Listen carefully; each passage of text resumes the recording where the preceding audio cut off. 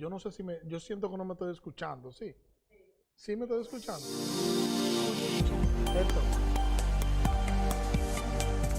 ¿Puedo usar el micrófono normal? Sí. No, si se oye está bien. Yo no me escucho, pero está bien. Que ustedes me escuchen, esa es la idea. Bien, entonces, ¿me avisa esto? Amén. Vamos a orar para así iniciar la predicación de esta mañana. Adoramos tu nombre, Señor, una vez más en esta mañana, agradeciendo tus bondades, tus muchas misericordias, Dios. Agradeciendo, Señor, el privilegio que nos concede de poder el primer día de la semana reunirnos con la finalidad de adorarte, de exaltarte, de glorificarte, porque tú eres nuestro Dios, tú eres nuestro Salvador, el Dios de lo imposible. Señor, hemos adorado tu nombre en esta mañana por medio de nuestras oraciones. Te adoramos por medio de nuestras alabanzas. Te adoramos por medio de nuestros diezmos y ofrendas. Te adoramos por medio de la ceremonia de la Santa Cena. Y queremos que nos ayude, Señor, a que podamos adorarte en esta mañana por medio de la escucha reverente de tu palabra, Dios, y que tu Espíritu Santo aplique tu palabra a nuestros corazones. Conforme, Señor, a tu misericordia, conforme, Señor, a tu voluntad. En el nombre de Jesús. Amén. Amén. Vamos a hablar en esta mañana del título del sermón de esta mañana es El Dios de lo imposible. El Dios de lo imposible. Yo escuché hace un tiempecito, no muy largo atrás, yo escuché el testimonio de una persona, de un sobreviviente de una yola que había partido desde Nietzsche a Puerto Rico. Y él narraba el hecho de que ellos duraron varios días en alta mar. Y esto, lo que ellos habían llevado para el camino era muy poca cosa y se le había terminado. Y se habían muerto varios de hambre. Y el hambre que tenían ellos en esa pequeña embarcación era un hambre insoportable. A tal punto que comenzaron a verse el uno al otro como pollo rostizado. Y pensando en la posibilidad de que uno de los que estaba ahí muera para entonces ellos comérselo vivo. El hambre es terrible. Cuando el hambre es tan fuerte, deja de convertirse en hambre y se convierte en un dolor insoportable. Bueno, este señor dice que ellos lograron sobrevivir porque había una mujer entre ellos y esta mujer estaba recién parida y con la leche materna ellos lograron sobrevivir al punto de que ya no era leche lo que salía de los senos de esta mujer, sino sangre. El hambre da mareos. Yo no sé si a usted le ha dado mareo del hambre. A mí me da mareo de vez en cuando. Hay gente, o escuché una voz que dijo a los hartones, no necesariamente. Hay gente que cuando tiene hambre se aburre y no se puede hablar con ellos. Pregúntele a Jiré si no es así. Que se ponen que si tú le hablas te gritan. Porque el hambre lo pone así. Cuando yo iba a la casa, que predicaba los domingos y cogía para la casa, y Ibrahim se quedaba en la casa, y yo llegaba y la comida no estaba. Ay, Dios. Eso era un pleito porque uno se pone rabioso. La Biblia nos enseña que Pedro estaba en una azotea, en el libro de los Hechos, y Pedro en la azotea estaba esperando porque le estaban preparando comida y él tenía hambre. Y el hambre que Pedro tenía era tan grande que se quedó dormido. El hambre da sueño, parece. Cuando el hambre no es solo un hambre física, sino que es un hambre espiritual, todavía el problema es más complejo y todavía el problema es peor cuando tú logras o cuando se combina en una persona o en un pueblo el hambre física y el hambre espiritual, porque el problema es doble, es un problema espiritual y es un problema físico. Y quiero sí ahora que vayan conmigo al segundo libro de Reyes, capítulo 6. Vamos a leer los 2 primeros versículos y no cierre el texto, déjelo ahí, porque vamos a seguir leyendo en el transcurso que vaya avanzando la exposición. Dice el texto: después de esto aconteció que Ben-Hadad, rey de Siria, reunió todo su ejército y subió y sitió Samaria. Y hubo gran hambre en Samaria a consecuencia de aquel sitio, tanto que la cabeza de un asno se vendía por 80 piezas de plata y la cuarta parte de un cac de estiércol de paloma por 5 piezas de plata. El pueblo había sido sitiado por los sirios. Y aquí el pueblo tenía unos 7 años pasando todas estas calamidades, donde nos dice ahora el texto que se vendían una clase de comida que eran consideradas como comida impura y eran comida despreciada por ellos en otras ocasiones, pero ahora se vendía como un plato gourmet. Y para que usted pueda entender, permítame hacerle un paralelismo.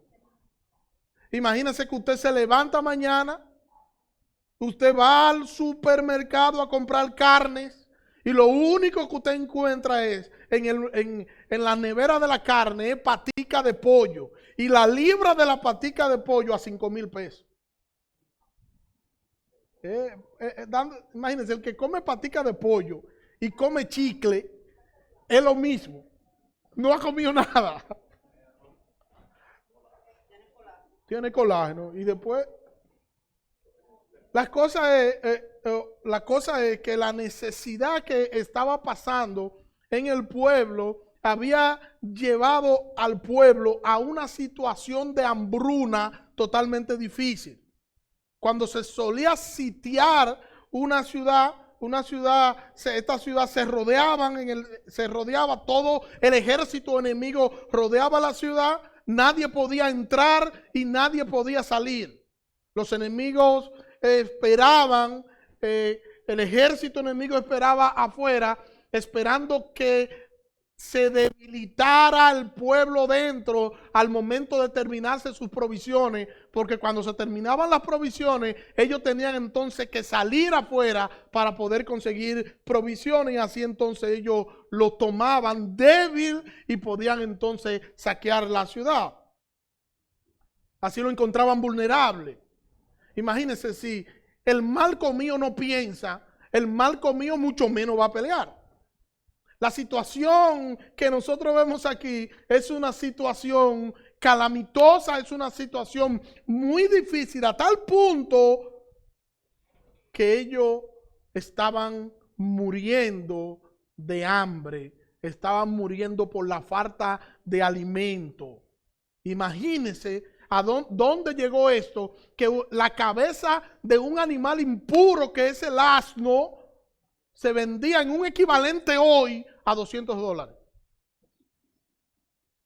Una cabeza de un asno yo no creo que pueda tener muchas cosas. Mucho hueso. Pero si ustedes comen patica, ¿por qué no se pueden comer una cabeza de un asno? Se estaba vendiendo, dice, el estiércol de paloma, que no es la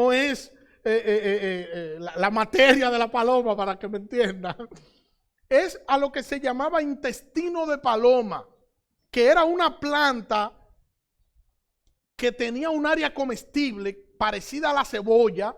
Los que conocen la cebolla saben que debajo echa un bollito grueso, las raicitas y unas ramas grandes. Entonces es algo parecido, era un fruto parecido a la cebolla, que ellos lo despreciaban en este momento, pero ahora esta planta que ellos le dicen estiércol de paloma y llegaron a decirle estrella de Belén también, ahora era codiciado, imposible de ser comprado y considerado como un plato gourmet.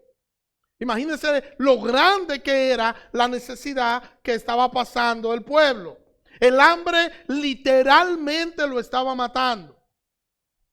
Y ante su mayor necesidad, ellos estaban totalmente cerrados y no habían acudido a la fuente. Su problema, por grande que fuese, ellos sabían que solamente había un solo que podía solucionar su problema.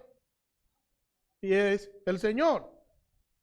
El rey estaba terco, le había dado la espalda al Señor. Ya a la altura en la que nosotros estamos leyendo de este segundo libro, ya el corazón del rey ya había sido movido y ya el rey había cedido, porque luego él rasga su vestidura y lo que vemos que hace luego, entonces nos dice que ya el rey Dios había trabajado en el corazón del rey.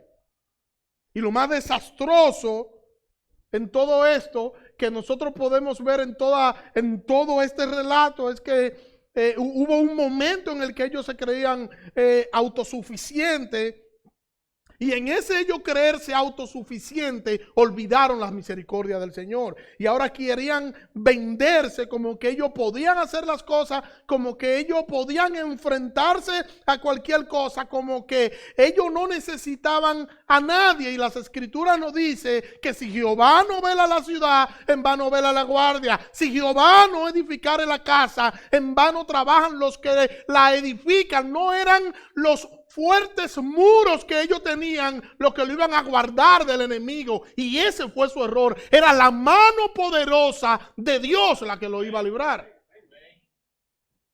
Y el problema más serio que ellos tenían era el problema de su pecado, y el problema más serio que sigue teniendo el hombre hoy es el problema del pecado. Es que se ha desconectado de Dios, es que el hambre espiritual es aún peor que el hambre física. Y es peor porque el hambre física puede llevarlo a la tumba, pero el hambre espiritual puede llevarlo al infierno. La desgracia más grande que puede tener un hombre es no tener a Cristo en su corazón. El punto de referencia del cristiano es Cristo. Cristo es, o Cristo debería ser, su centro y su razón de ser. El punto de referencia de aquel que no conoce a Cristo es él mismo u otra persona peor que él. Y quiero que mire conmigo la escena, continúe viendo la escena conmigo. Segundo libro de Reyes, capítulo 6, versículo 26. Miren esto. Leo. Y pasando el rey de Israel por el muro, una mujer le gritó y dijo: salve, rey, señor mío. Y él dijo: si no te salva Jehová, ¿de dónde te puedo salvar yo? ¿Del granero o del lagar? Y le dijo el rey: ¿qué tienes? Ella respondió: esta mujer me dijo: da acá tu hijo y comámoslo hoy, y mañana comeremos el mío. Cocimos pues a mi hijo y lo comimos. El día siguiente yo le dije: da acá tu hijo y comámoslo. Mas ella ha escondido a su hijo. Cuando el rey oyó las palabras de aquella mujer, rasgó su vestido y pasó así por el muro, y el pueblo vio el cilicio que traía interiormente sobre su cuerpo. Y él dijo: así me haga Dios y aún me añada, si la cabeza de Eliseo, hijo de Safá, queda sobre él hoy. Imagínense este cuadro, lo que está sucediendo aquí. Hay un hambre tan grande que dos madres hacen un negocio y se dicen la una a la otra: mira, nosotros tenemos un hijo cada uno, vamos a comérnoslo. Hoy nos comemos el mío y mañana nos comemos el tuyo. Es verdad que hay niños que están tan gorditos que a uno le da deseo de comérselo, pero eso es un decir. Una vez yo recuerdo que nosotros estábamos en La Caleta cuando nació Jiré, y fuimos y buscamos unos viveritos del patio y como que medio miramos a Jiré, porque Jiré era gordita, buena compañía esta. Pero eso es solo un decir. La realidad sabemos que no, que este tipo de cosas no lo llevamos a la práctica. Ahora, cuando tú ves dos mujeres que realmente están haciendo un negocio, nos comemos hoy al mío y mañana nos comemos al tuyo. Imagínense, Maribel y Braime. Sí. Hoy nos comemos a Wilber y mañana, porque tengo que bajarla por lo mío. Hoy nos comemos a Wilber y mañana nos comemos a Dalia. Hasta dónde había llegado la situación calamitosa que una madre no titubeó para plantear este tipo de solución. Y no solo fue que se comieron el hijo de una. No sabemos si fue a la parrilla, guisado, no sabemos. Dice que cuando estaba cocido, dice la que está dando el relato. Lo cierto es que se comieron uno de los muchachos. Ambas conscientes de que se estaban comiendo carne humana, una comiendo carne de su hijo y la otra comiendo carne humana del hijo de una vecina. Yo ahí me hago preguntas, digo, ¿cómo se podía saborear? Digo, ay, qué bueno está tu hijo. Está como feo eso, ¿verdad? Qué sabroso sabe, como que se había ido ya. Sí, no había juicio ya en esas mujeres. La necesidad y la situación que estaba viviendo lo había dejado a ellos sin juicio, porque si fuera que ellos trajeron un chivo del Cibao, que dicen que los chivos del Cibao vienen sazonados porque comen orégano, yo diría, bueno, pero no fue un chivo del Cibao, era un niño. Y esta mujer, el asunto es peor todavía porque ella no va donde el rey adolorida diciéndole, mira lo que tuvimos que hacer, qué mal que lo hicimos. No, ella está reclamando porque hay que comerse al otro. Oh, imagínense Maribel diciéndole, Brahim, ya no comimos a Wilber. Es Dalia la que va ahora. Eso es una escena desgarradora. Y yo pienso en la forma fría en la que esta mujer presenta su causa ante el rey. Fría, sin remordimiento, sin ningún tipo de sentimiento. Habían perdido la razón ambas. Es como el que peca y luego de pecar sigue su vida igual como si no ha hecho absolutamente nada y ni se inmuta ni se arrepiente. Yo no sé si usted ha visto personas que lo insultan, le hablan mal y al ratito vuelven donde usted como que no ha pasado absolutamente nada. ¿Usted no ha visto personas así? Lo peligroso de este tipo de cosas es que la mente luego se va cauterizando y hacen lo malo, no se inmutan y luego terminan disfrutando hacer lo que están haciendo que no agrada a Dios. El canibalismo era penado por la ley, pero algo terrible es que ya Dios le había advertido al pueblo lo que iba a suceder. Dios ya se lo había advertido y no se lo puedo leer completo, pero usted puede leer en Deuteronomio capítulo 28, desde el versículo 47 hasta el versículo 57. Yo le voy a leer solo el versículo 57. Dice el versículo 57, al recién nacido que sale de entre sus pies y a sus hijos que dieron a luz, pues los comerá ocultamente por la carencia de todo, en el asedio y en el apuro con que tu enemigo te oprimirá en tus ciudades. Más adelante, más arriba dice, lo dice literalmente, que se iban a comer, las madres se iban a comer a sus propios hijos. Ya Dios le había dado la profecía de lo que iba a suceder con ellos por causa de su rebelión y por causa de su pecado. Y esto es algo terrible. Esto es algo totalmente grimoso, espeluznante, terrorífico.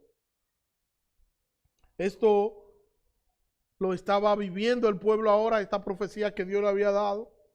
Y era una sentencia que Dios le había dado por ello alejarse del Señor. El Señor le había dado todo cuanto ellos tenían. Dios le dio nombre, Dios le dio tierra, le dio todo. Y ellos se habían olvidado y fueron malagradecidos. No agradecieron las providencias de Dios para con ellos, sino que cambiaron al Dios que es todopoderoso, al Dios de lo imposible, lo cambiaron por imágenes de talla. Y aún más, ellos pensaban que estaban bien porque estaban enfocados en sus esfuerzos, en sus fuerzas y en lo que ellos tenían para resolver, olvidando que toda aquella persona, todo aquel creyente, todo aquel pueblo de Dios no puede basarse en sus fuerzas, no puede basarse en sus habilidades, no puede basarse en sus estudios universitarios, sino que tiene que basarse en Dios, que es quien lo guía, quien lo lleva de la mano, quien le da la fuerza, quien lo sostiene y quien le da lo que tiene para que lo use para la gloria de su nombre. Y ellos olvidaron la providencia divina, ellos olvidaron la misericordia del Señor. Y nosotros tenemos que vernos en ese espejo para que no nos pase igual que a ellos. Y tenemos que considerar que todo lo que nosotros tenemos, todo, absolutamente todo lo que tenemos ha sido por gracia que el Señor nos los ha dado. Ha sido por su providencia, ha sido por su cuidado. Y si hoy estamos en pie, es gracias a su gracia incomparable e inigualable. Y tenemos que entender que sin el Señor nosotros seríamos menos que nada. Él nos ha dado todo. Y nosotros tenemos que vivir como que es así. Tenemos que comportarnos a la altura de lo que es ser un hijo de Dios y tenemos que honrar a nuestro Señor con lo que nosotros hacemos, con lo que nosotros decimos, con lo que nosotros pensamos. Nosotros tenemos que honrar a nuestro Salvador con todo lo que somos. Y no deberíamos dejar que el orgullo nos traicione y que nos haga creer que nosotros somos algo. Y a veces tener un concepto más alto de nosotros que el que deberíamos tener. Deberíamos ser todo lo contrario, humilde e imitar a nuestro Salvador. Pero vamos al capítulo 7 para que veamos cómo se va desarrollando la situación exageradamente difícil, una situación que no hay solución para ella humanamente hablando. Capítulo 7, versículo 1 y versículo 2. Dijo entonces Eliseo: oí palabra de Jehová. Así dijo Jehová: mañana a estas horas valdrá el seah de flor de harina un ciclo y 2 seas de cebada un ciclo a la puerta de Samaria. Y un príncipe sobre cuyo brazo el rey se apoyaba respondió al varón de Dios y dijo: si Jehová hiciese ahora ventana en el cielo, sería esto así. Y él dijo: he aquí, tú lo verás con tus ojos, mas no comerás de ello. Wow. El profeta estaba diciendo que al otro día se iba a acabar el hambre. Y dice que a la puerta de Samaria, y está diciendo a la puerta de Samaria porque en la antigüedad, en la puerta de la ciudad era que se encontraba el mercado. El mercado se hacía en la puerta de la ciudad y todos los negocios se hacían en la puerta de la ciudad. Por eso dice, en la puerta de la ciudad, y empieza a decir y a describir el precio ya disminuido de los alimentos que ellos estaban comprando carísimo, dando a entender que se iban a estabilizar los precios al día siguiente en el mercado de la ciudad. El profeta estaba diciendo que el día siguiente ya ellos no iban a tener al ejército enemigo rodeándolo, ya al día siguiente ellos no iban a estar sitiados, sino que todo iba a estar a la normalidad. Eso era para ellos celebrar. Pero como siempre, hay un limpiasaco que no falta, ni falta un incrédulo. Y al escuchar al profeta, entonces este hombre, dice el versículo 2, y un príncipe sobre cuyo brazo el rey se apoyaba. Imagínense la confianza que tenía el rey sobre él, que se apoyaba sobre los brazos de este príncipe. Y él le respondió al varón de Dios. Hay gente que no puede tener la boca cerrada. Yo no sé si usted ha visto gente que no puede tener la boca cerrada, que tiene que decir algo, que tiene que contradecir todo. Yo no sé si usted ha visto personas que todo lo contradicen. Que usted dice, mira, esto es rojo, y ellos te dicen, espérate, eso no es tan rojo porque es un rojo medio diluido que está tirando a otro color. Que le gustan simplemente llevar la contraria. Que no pueden guardar silencio ante las cosas porque quieren con emitir una opinión contraria, no es ayudar ni edificar, sino venderse ellos como un producto terminado. Al príncipe le salió mal la cosa porque él simplemente debió guardar silencio, debió quedarse callado, debió escuchar al profeta, guardar silencio, no decir nada, pero habló y esa fue su sentencia inmediata. Todo lo que estaba pasando parecía algo sin solución. Era imposible que de manera natural las cosas se arreglaran al día siguiente. Eso era imposible. Como estaba la situación, como estaba el ejército fuera, el campamento enemigo fuera, ellos estaban sitiados. Era imposible que al día siguiente, humanamente hablando, se solucionara todo. Era imposible para el hombre. Pero lo que es imposible para el hombre no es imposible para Dios. Ellos tenían y habían olvidado que de su parte estaba el Dios que es el Dios de lo imposible, que es capaz de hacer cualquier cosa, el que llama las cosas que no son como si fuesen. Ellos habían olvidado eso. El problema no era Eliseo. Y ellos se concentraron en Eliseo y el rey dice que le iba a arrancar la cabeza a Eliseo. El problema no era Eliseo, el problema era Dios. No eran los recursos de Eliseo, eran los recursos de Dios. Ellos se enfocaron en el canal y no era el canal, era quien enviaba y era Dios el responsable de lo que estaba sucediendo. Dios querían que ellos miraran a Dios y ellos estaban mirando otras cosas. Olvidaron a Dios. No era Eliseo, era Dios. No son las enfermedades, es Dios. No son los problemas, es Dios. No son las crisis, es Dios. No son las circunstancias, es Dios. Es a Dios a quien hay que mirar. Y por eso dice el autor de los Hebreos, puesto los ojos en Jesús, el autor y consumador de vuestra fe. Es a Dios que hay que mirar. Y nosotros tenemos que aprender esto, hermano. Tenemos que aprender que para nuestro Señor no hay situación difícil. Que no hay situación compleja para nuestro Señor. Que nada se escapa de las manos de nuestro Señor. Que por difícil parezca una situación, Dios está en control y Dios tiene solución. Él es el Dios de lo imposible. Hermano, Él es el Dios de lo imposible.